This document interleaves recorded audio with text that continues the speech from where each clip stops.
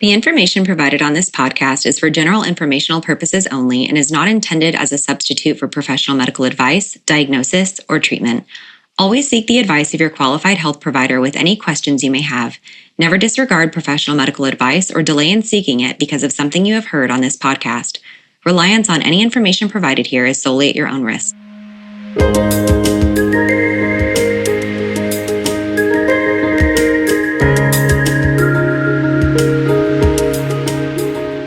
Welcome. This is Birth, Baby. Your hosts are Sierra Morgan and Samantha Kelly. Sierra is a birth doula, hypnobirthing educator, and pediatric sleep consultant. Samantha is a birth doula, childbirth educator, and lactation counselor. Join us as we guide you through your options for your pregnancy, birth, and postpartum journey. Thank you to our listeners for your continued support. If you enjoy our content, please be sure to like, follow, rate, and review wherever you listen to podcasts. This helps us gain visibility to other people that could benefit from listening in.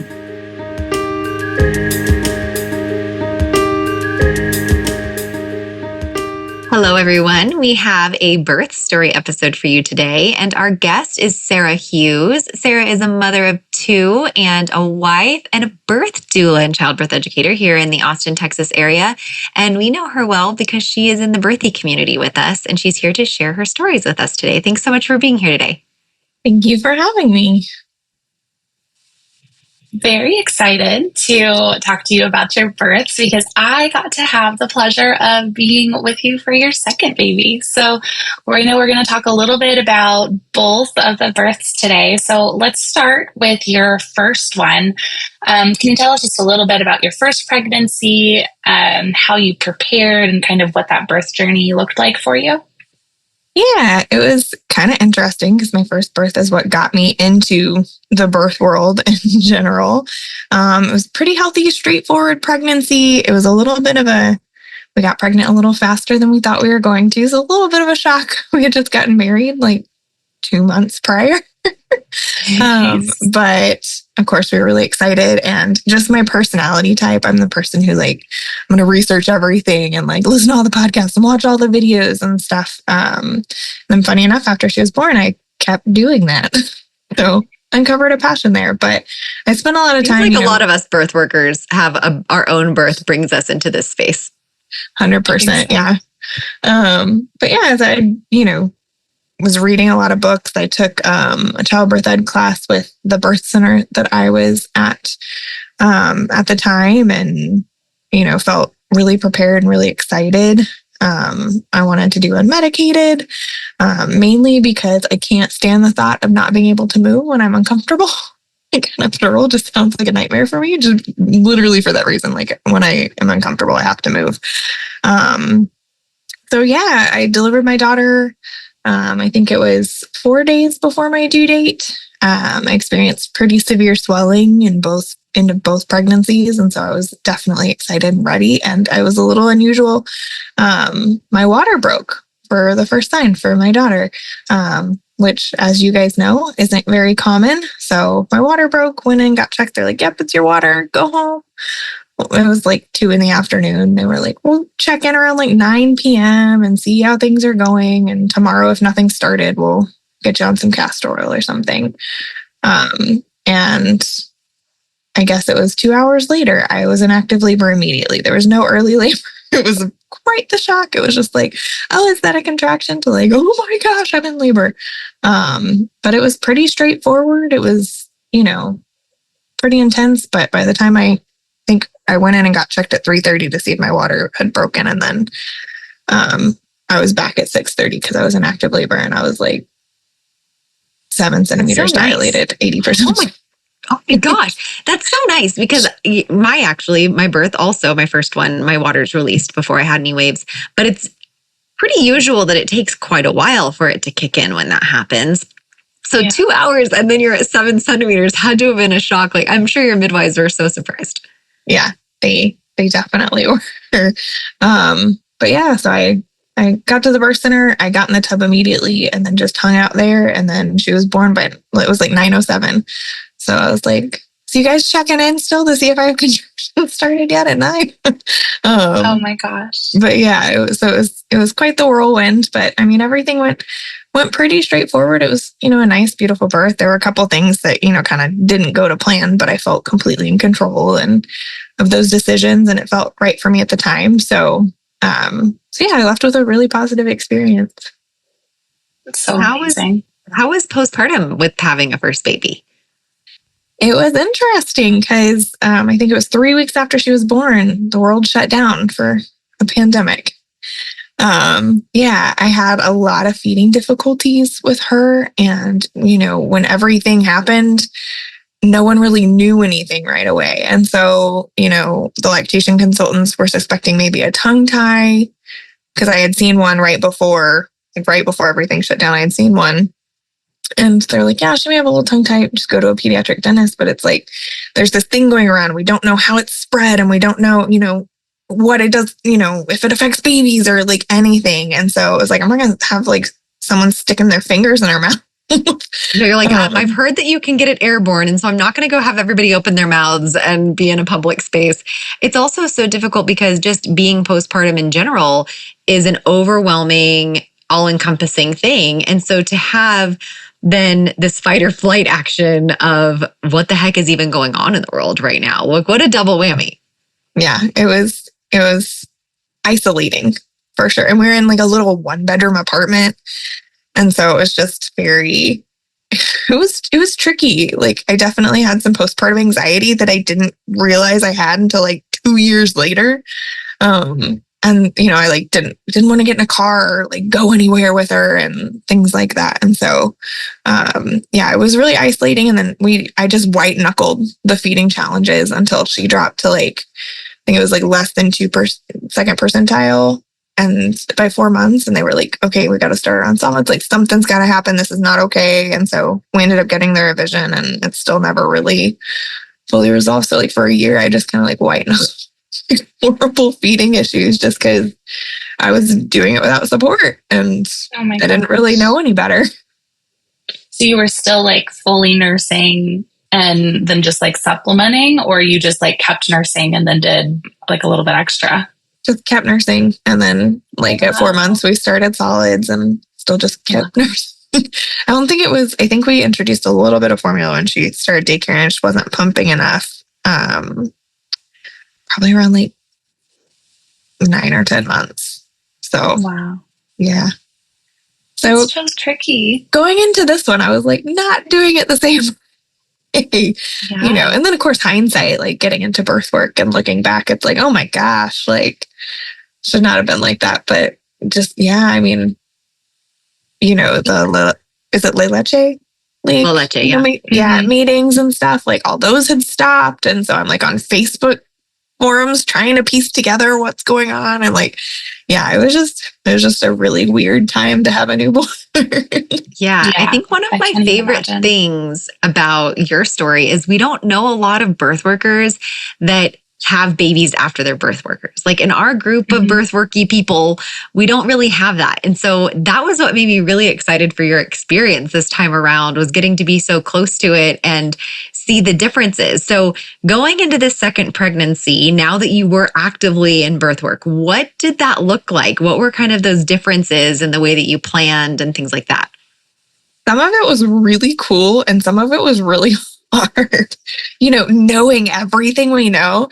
And then, we'd been trying for a while to get pregnant. And we're dealing with some secondary infertility issues. So like the whole time I'm thinking about like, oh, if I get pregnant, like I'm going to do this and I'm going to do this. And you kind of form this like idea in your head of like doing all the right things. If that makes any sense, you see these things that kind of like help people, like, ooh, chiropractic care, and ooh, acupuncture, and oh, pelvic floor therapy. And, you kind of like have these best case scenario things that would be like, oh, it'd be great if everyone could do these things. And then you get into it and you kind of think like, oh, I'm going to do it. Right? But that's not sustainable. It's not life. Like spinning babies, which I absolutely adore. I think it's so beneficial. I trained as a spinning babies parent educator, and I still couldn't manage to do the eye opener of like the reality of like, you can't do all the things. So then it was kind of piecing together what you could do. And this pregnancy was I had a lot of pelvic pain and like sciatic issues and stuff. And so I couldn't like be as mobile as I had hoped. So I think that was also kind of like, having to give myself grace of like doing what I can. And, I kept getting reminded, like my midwife kept reminding me, she's like, your last baby, everything went fine and you didn't need help. But on the other hand, like the support was just incredible. Like I had so many people I could talk to and like ask questions and, pelvic floor PT I know up here near me. She was like, "Oh yeah, come in. I'll show you like KT belly taping," and like all these like little kind of like people popping in and like, "Oh here, let me help you with this or share this with you." It was just really kind of it was beautiful to feel the support from the doula community. And poor Samantha kept having to text me and be like, "Turn off your doula brain, like stop thinking about it that way." So I felt kind of bad for her. It kept having to remind me of that. I would check in through her because I don't want to bug you. And I'd be like, "How is Sarah doing?" Or she's like, "She's fine. She just knows too much." Yep. Yeah, 100%. There is knowing too much. There 100% is. There really is. And I think like as doulas, we probably have a tendency to like obsess over things even more. And I'm sure it's the same for, anyone who's in the medical profession at all, which, we're not medical, but we know a lot of medical stuff. But we see that with like, doctor clients or nurses. Like we all know a little too much to be comfortable just kind of going with the flow. And so we do have to like be really intentional about turning our brains off. And it's not feasible to go do chiropractic care and pelvic care and, all of these classes and spinning babies exercises every single day. Like it's a full-time job just to be pregnant at that point when we all have, other children and other full-time jobs. And through your pregnancy, you were still working with pregnant people too. You were still doing births and stuff. How was that for you? It was interesting. I mean, it was kind of fun. Like, Samantha teaching our childbirth education classes to be pregnant. So we could kind of like demo some of the stuff on a pregnant person. That was like a lot of fun. But yeah, I mean, it was interesting. I know the last birth I attended, I delivered into June and it was an late April birth. And when she was having contractions, I was having Braxton Hicks because the oxytocin in the room. And so it's kind of funny, like I'm sleeping on the floor and she's having contractions and I'm like, "Oh, there it goes." Like it's almost like I could predict it. So it was also kind of fun to be able to like experience that with her. I'm like, we were joking around about it and stuff. But yeah, so it was kind of cool. So, and then my midwife was pregnant as well. Forgot about that. Yeah, that's right. Yeah. So it was super fun. It was one day she was doing a side-lying release for me and our bellies were like her kids were playing already or something. It was kind of funny. But yeah, so that was kind of delightful to be walking through that with some of, and then the clients I had were just fantastic. I took a little bit of a lighter load. And so the people that I did have were people I really connected with. And so it was just a blast. I enjoyed it. And, it was really fun to be able to talk to the other dude, like text Sam and it's like, "Oh, it's not a client. I'm talking about me." Yeah, that's so special. It's just, I feel like that level of connection must just be so different to experience, but that's awesome. So, you mentioned that this pregnancy was a little bit harder than your first. And I know your journey to getting pregnant was wildly different with getting pregnant, like almost on accident the first time. And then trying it was well over a year that y'all were trying, right? Yeah, I think it was like 19 months. Oh my gosh. Yeah. That must have been really stressful too. I know it was because I was there, but yeah, it was interesting. I kind of talked about how like I had been working on, mentally dealing with the possibility of, okay, like always wanted two kids. And it looks like one may just be how we're going. And it kind of got to the point where it was getting so stressful that we were done trying. We're like, okay, I think we're good. Like, we're very blessed to have our daughter and that'll just be it. And literally that month was how it happened. Yeah. That's because your stressor hormones are like in overdrive and finally you relax and your body's like, "Okay, fine. Now I will." Yeah. So, but then it was almost like the mental gymnastics of getting back on board of like, because I had spent so much time like kind of like releasing that and letting go. Then like getting back on like, okay, now I'm having a baby. Like, oh, Yeah. okay. Like it was a little tricky, but obviously delighted in the end. So what was your labor and birth like this time? What was similar? What was different? Vastly different. Well, I say vastly different. Yeah. It felt vastly different. No, and I think, I was able to remain really active with my first pregnancy, and I was like walking all the time. And then this one, like with the pelvic pain, I already was like dialing back on movement a lot. And then my swelling, like when Sam can attest, when I say severe swelling, it was like I could barely walk. It was wild. Like, it was wild. Yeah, it was pretty bad. And of course in the summer, right? So it's 98 degrees outside. And I started having prodromal labor for like 3 weeks before I actually went into real labor. And it's funny because, we know all these things that can sometimes help prodromal labor. So I'm like, oh, okay, like I'm having a little prodromal labor. I'll just do the balances. Like I'll just do all my spinning baby stuff and I'll do some exercise. Like it'll dissipate. It's fine. And so it was like a whole other level of frustration, feeling like, yeah, it's just not doing anything. Like it's, so it was every couple of days, is this it? No. Oh, can we get it to kick over? I'm like on the breast pump, like trying to get the contractions to move into, active labor, and just like wasn't working. So that was definitely different from the first time around. And so then of course, when you do go into labor, there's a little bit of like, can I trust this? We were out to lunch with my husband's sister had come into town unexpectedly. And so we're like, let's go to lunch. And I'm having contractions all through lunch, which is like nothing unusual, but just get to a point where I'm like, I'm just uncomfortable. Can we go home?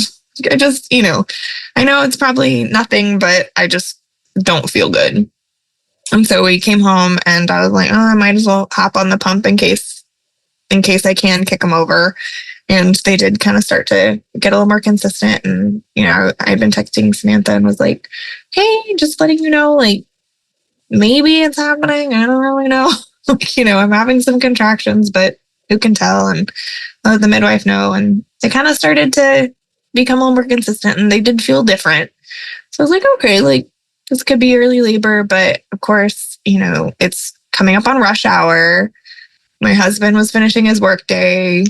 Samantha's down, I'm in Georgetown and she's in south of Boston. It's like a really long way. So I was like, I don't want to put her in rush hour, make her drive all the way up here if it's nothing. And like my midwife, like she's pregnant. I'm like, I'm not going to drag her out here. If like, it's really good. So I think I was a little apprehensive to like call everybody. And You're like, I've been the boy who cried wolf already. I didn't like so call funny though, because as soon as she said, I'm having some of these contractions and I feel like it's a little bit different. I just knew. I was like, oh, this is it. And I think I even texted Sierra and was like, we're having a baby. We're gonna have a baby. I'm getting dressed. I'm about to leave. She was like, did she call you? And I'm like, no, but we're going. So by the time you called me, it was probably even like 10 minutes later. I was already like packing my lunch and walking out the door. Yeah, I was, I think it got to a point because I was so blessed to have another doula friend that was willing to step in. And I don't even think she really does sibling doula care. She may do a little bit of it, but my daughter just adores her. Like anytime we'd go to coffee, my daughter was there, Michelle. She just like absolutely loves her. Like my friend Michelle, like, oh, we're going to see my friend. Like we're not going for you to talk. Like I'm here to talk to her. And so she was so sweet to be willing to come and hang out with my daughter. So when the contractions kind of started getting more intense and my daughter was coming up like, hey, let's play. When I got to a point where I was like, okay, I need to like not, and I'm starting to like, I can't focus on you. So I actually think she was the first one I called to be like, hey, can you come just like hang out with her, like occupy her a little bit, so that I can focus. And then I think it was probably like 10, 15 minutes later that I ended up calling or texting Samantha being like, oh, you should probably like start this way. It's a rush hour. It's going to take a while. And then I think before Samantha even got here, I had texted Kristen. I was like, I think it's or I had my husband text Kristen, like, it's probably time. I think we're kind of getting there. Things intensified well enough. It wasn't like overwhelming or anything, just kind of like working through them, lots of deep breathing.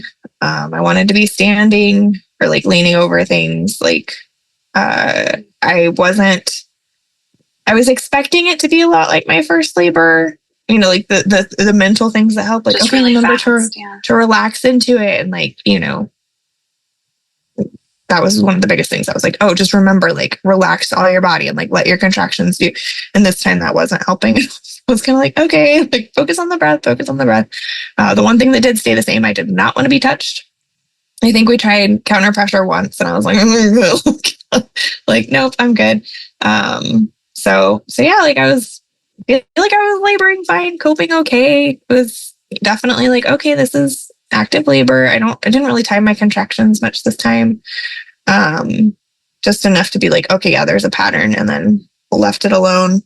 But so Samantha got there. Her and my husband started setting up the room, getting the vibe going. You know, we had like these like battery operated candles they were putting around, and Samantha and her endless wisdom was like, let's go ahead and start blowing up the pool.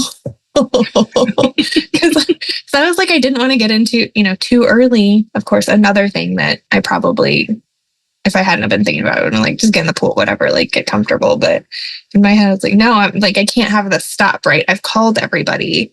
I can't have this be another prodromal labor situation where it fizzles out. Like I have to keep this going. So I think I was like staying out of the shower, and like I didn't want to get in the tub because I was worried it was gonna fizzle out.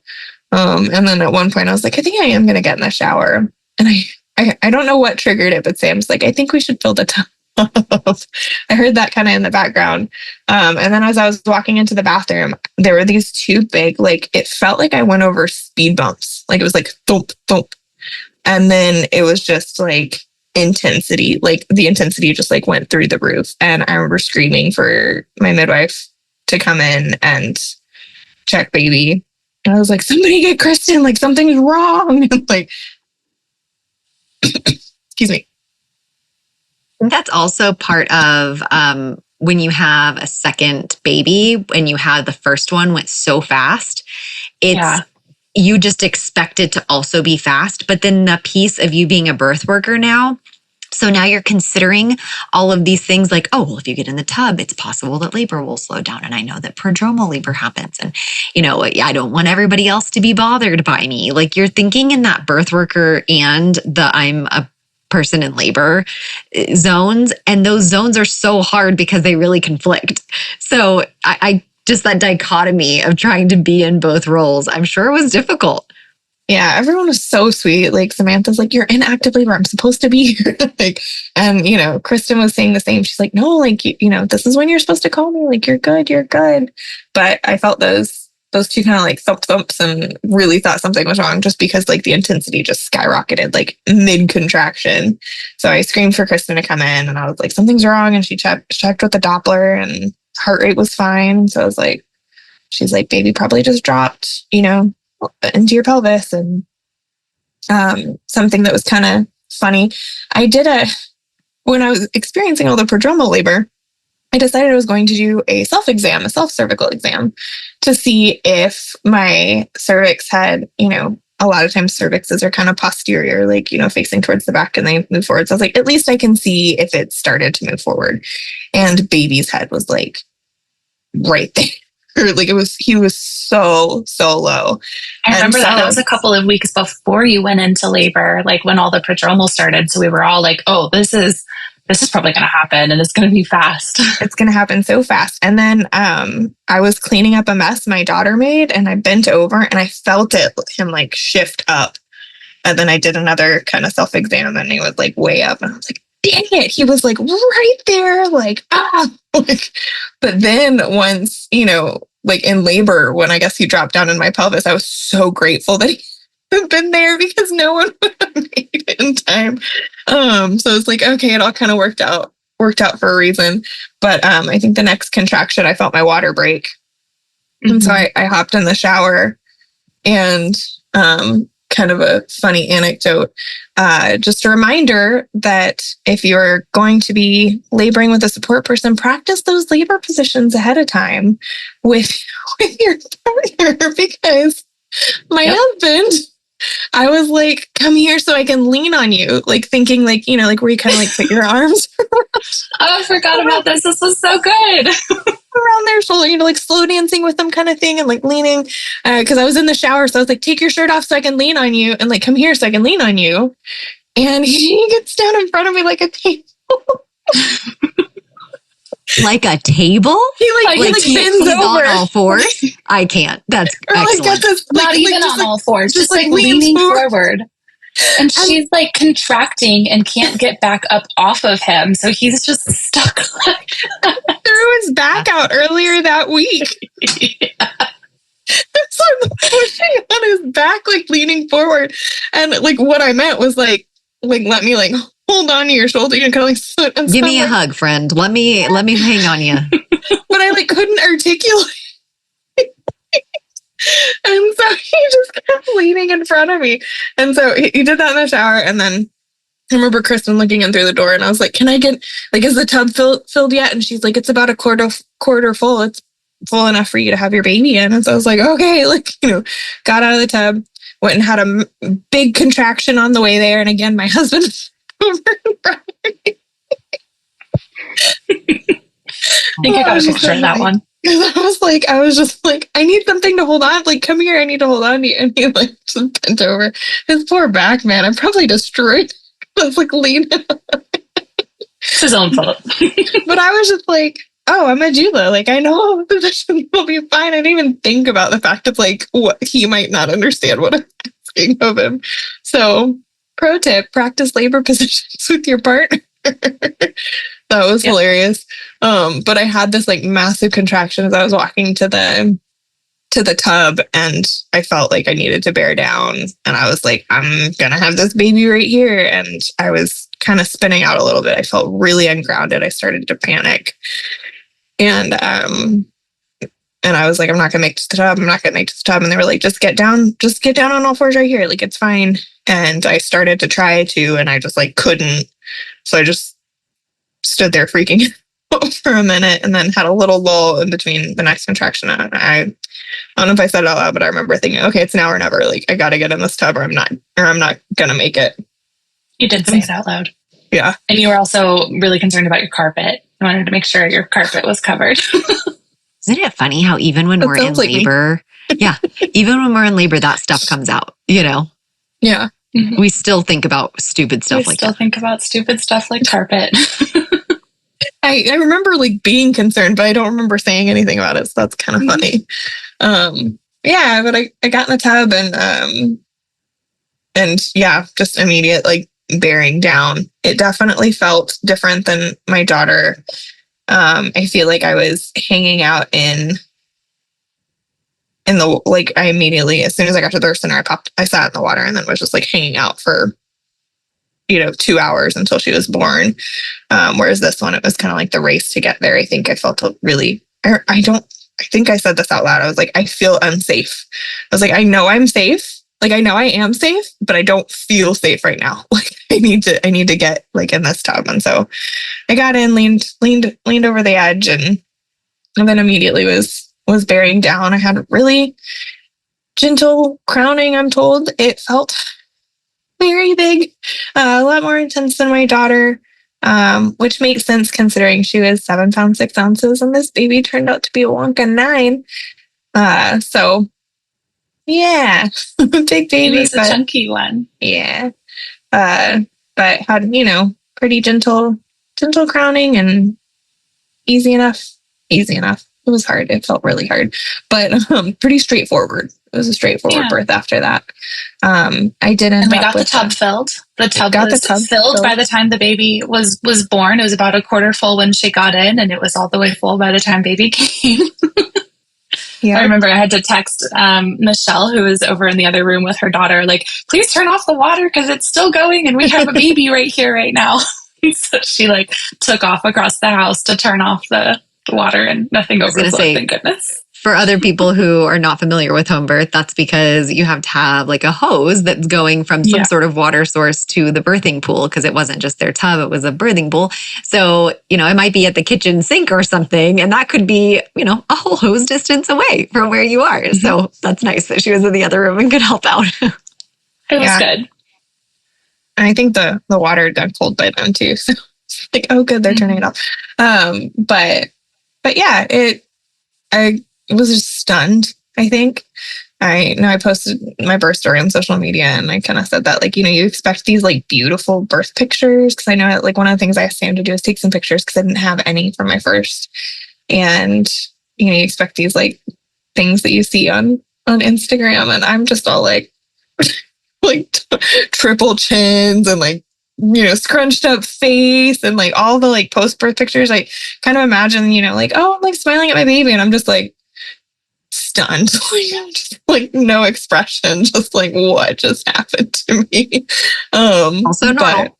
Yeah, 100%. Birth pause is a real thing. Sometimes it really does just take a minute after baby is born for the mom to like pick them up and kind of like recognize what just happened, because you just went through something just literally earth shattering of bringing an entire new life into the world, and it takes a minute to come back to yourself after that.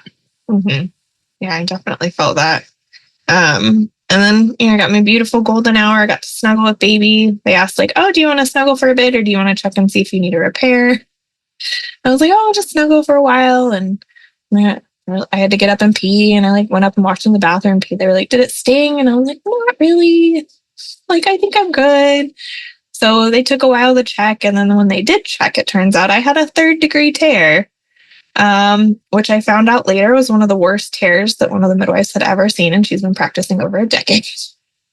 Or it was the worst tear she'd ever seen. What an overachiever you are. Yeah, and I'm like, oh, okay. And like just didn't even really, oh, okay. You know, we had to transfer to the hospital because they just like, you know, this is something we don't want to, you know, we don't want to skip. We want to make sure you get kind of the highest level of care for this one. And we think you need a little extra help. So let's get you to the hospital. And thankfully there was a midwife on call from the hospitalist team that was able to do the repair. Apparently not all the midwives there would have been able to, but she happened to be there that day. And so, yeah, I didn't realize it took an hour and a half to repair it, which for those of you not in the birth world, that's a pretty long time. It usually takes like 15, 20 minutes to repair a tear. And so it was pretty significant. I didn't realize until after the fact how significant. I don't think until I talked to the midwife, like that's probably a postpartum visits. Yeah. But it was funny because in the moment. Because like we were downstairs and I was like, oh, I didn't get a picture with the whole team. Like, you know, I was like in bed with the baby, like, let's grab a picture real quick before we go. And Kristen, my midwife, is coming downstairs and she's like, where's Sarah? And I'm like, she's downstairs. She wants to get a picture. And she's like, she's downstairs? And I was like, well, yeah, you said we had to go, right? Because you were so chill. So for those of you who aren't familiar, generally with a delivery, we would expect something like a 1st or a 2nd-degree tear, which just refers to kind of how deep the tear goes. A 3rd or 4th-degree tear just requires more extensive repair and more extensive training, generally from someone who can really see what's going on and have, you know, the good surgical lighting and all of that good stuff. So that's why you transfer to the hospital. But generally, when someone has a more severe tear like that, we would expect to be seeing that reflected in their body language and how they're doing. This girl got herself out of the birth tub, walked herself over to bed, went to go pee, and then came downstairs all on her own. Like I was like holding her baby, following her down the stairs, and she's just like going down like she didn't just have a baby, 2 hours ago. And we're like, what in the world? Like there was just nothing about it that spoke 3rd-degree tear. We have a picture of the 4 of us standing in your living room, just smiling like nothing's going on. You're a bad girl. It's insane. You should not have just hopped your little booty on down those stairs, and you should have let people help you. I was slow. Like, what are they going to do? Piggyback me? I took it easy. Like, well, and that's the thing. Because I think Kristen told me, she's like, I had seen one before and the husband had to carry her to the car. And I was like, and Jeremy later was like, because he had thrown his back out. And so he's like, if I had to carry you, you wouldn't have been going. And I talked to Kristen at our last postpartum. We were chatting about it. And she was like, yeah, I was trying to think like, oh, maybe just like have you like sit on your butt and like scoot down the stairs, I guess. Like, I don't like, how are we going to do this? Like, how are we going to get her out? And like, I was just downstairs by the time she like try to problem solve. This is wild. Yeah. So you got your repair, you were at the hospital for a few hours. I know they ended up giving you some antibiotics just as like a, preemptive sort of thing. And then you were back home, the next morning. I remember you texted me like before really your daughter had even like woken up for the day. So it was pretty in and out, all things considered. Yeah. They wanted to keep me for a few hours and I kind of just said no. Like, no, I'm sorry. I'm going home. Like, I want to be home before my daughter wakes up. And she woke up like as we were driving home, like an hour and a half earlier than she usually does. But yeah, so I think we got there around midnight and we got home around 6. So that was kind of unfortunate. Like that stunk. But luckily I had done, like antenatal colostrum harvesting and, where you express, for those of you who may not know, it's where you express colostrum during pregnancy and collect it in a syringe, just in case something happens, like a baby needs to go to the NICU or, any kind of like blood sugar issues or anything, then you can feed the colostrum to your baby and it helps. And that was a lifesaver because I just wasn't able, like during the repair and stuff, there's no way I would have been able to breastfeed. Like I was really uncomfortable.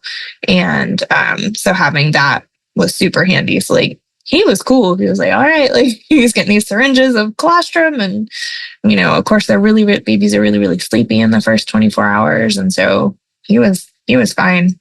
My husband's back was shot because I've been pushing on it and then he had to hold a baby for however many hours. So I got her. He was acting like a table. I mean, come on, man.